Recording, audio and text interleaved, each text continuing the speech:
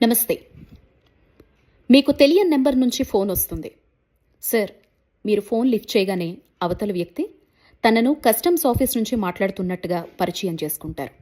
మీపై కేసు నమోదైంది అని ఎవరో బెదిరిస్తే మీ గుండె ఒక్కసారిగా ఆగిపోయినంత పని అవుతుంది. అరెస్ట్ వారెంట్ చూపిస్తారు. వీడియో కాల్లో అధికారిగా నటిస్తారు. కానీ ఆగండి, అదే మోసం.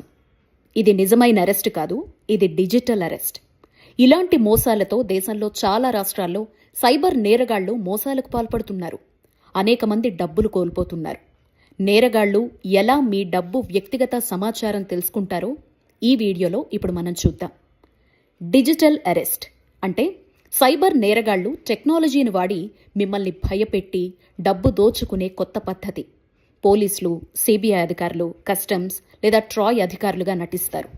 మీ ఆధార్ నెంబర్తో నేరం జరిగింది, మీ పేరుతో డ్రగ్స్ పంపారు, మీపై కేసు నమోదైందని చెప్తారు. తర్వాత వీడియో కాల్ చేసి నకిలీ బ్యాడ్జీలు, తప్పుడు పత్రాలు చూపిస్తారు. మిమ్మల్ని మాట్లాడకుండా ఇంట్లో ఉండమని డిజిటల్ అరెస్ట్ అని చెప్తారు. ఇక అప్పుడే అస్సలాట మొదలవుతుంది. కేసు నుంచి బయటపడాలంటే ఫైన్ కట్టండంటూ బ్యాంకు వివరాలు అడుగుతారు, లేదా ఫిషింగ్ లింక్ పంపిస్తారు. అక్కడే మీ డబ్బు మాయమవుతుంది. ఇవెందుకు నమ్మదగ్గవిగా ఉన్నాయి అంటే వాళ్లు నిజమైన అధికారుల మాదిరిగానే మాట్లాడతారు. సాధారణంగా భయం కలిగించడమే వారి మొదటి స్టెప్. ఇప్పుడే డబ్బు చెల్లించండి, లేకపోతే అరెస్ట్ అవుతారు, మీ వీడియో రికార్డ్ చేస్తాం, కోర్టులో చూపిస్తాం, కేసు ఆపాలంటే ఫైన్ కట్టాలి. ఇలా మీరు భయపడి డబ్బు పంపేంతలోపే మీ బ్యాంకు ఖాతా ఖాళీ చేసేస్తారు. ఇప్పుడు ప్రశ్న ఏంటంటే, ఇలాంటి మోసాల నుంచి ఎలా కాపాడుకోవాలి? గుర్తుంచుకోండి, నిజమైన అధికారులు ఫోన్ లేదా వీడియో కాల్లో అరెస్ట్ చెయ్యరు.